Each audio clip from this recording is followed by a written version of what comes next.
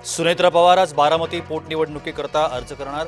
अर्ज भरण्यापूर्वी कान्हेरीतील हनुमानाच्या चरणी तर अजितदादांच्या स्मृतींनाही केलं अभिवादन।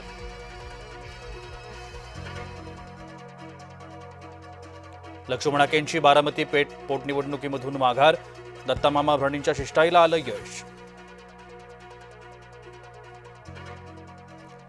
बारामती पोटनिवडणुकीमध्ये काँग्रेसची उडी, आकाश मोरे बारामतीतून काँग्रेसचे उमेदवार। हर्षवर्धन सपकाळांच्या बारामती दौरा अचानक रद्द, केरळमध्ये प्रचारासाठी जाणार, काँग्रेस उमेदवाराचा अर्ज भरताना राहणार अनुपस्थित। बंधू अशोक खरात प्रकरणी महिला अधिकारी रडारवर, तपासात तत्कालीन महिला अधिकाऱ्याचा संबंध समोर, सूत्रांची माहिती।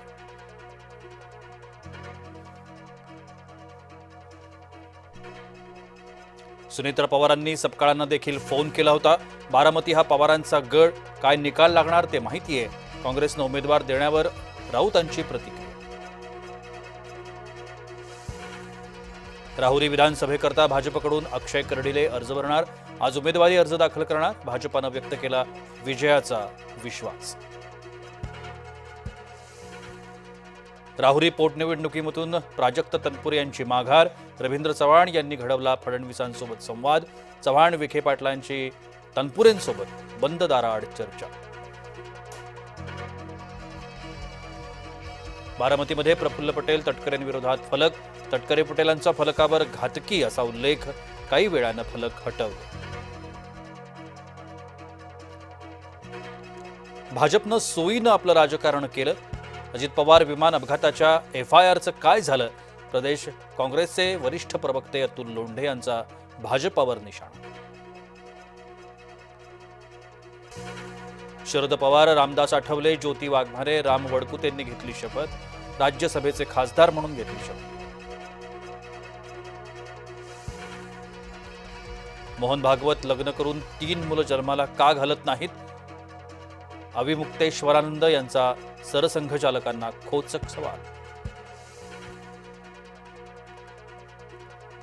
मेट्रो 2B, मेट्रो 9 ला पुन्हा नवीन तारीख, आता मंगळवारपासून दोन्ही मार्गिका सेवेत होणार दाखल।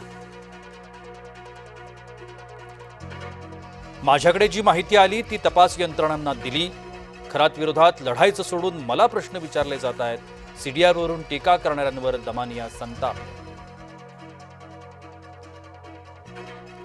खरातचा एका बिल्डरशी तब्बल 300 कोटींचा व्यवहार, संशयाच्या भोवऱ्यात, नाशिक पुण्यातले 5 जण हवाला रॅकेटमध्ये असल्याचा संशय, खरातच्या मदतीनं मोठ्या जमिनी नाटल्याची शक्यता। भोंदूबाबांना थेट गावबंदी आणि घरबंदी, बचत गटाच्या महिलांनी एकत्र येत घेतला निर्णय, धुळे तालुक्यातल्या निमगुळ इथली बचत गटाचा क्रांतिकारी निर्णय।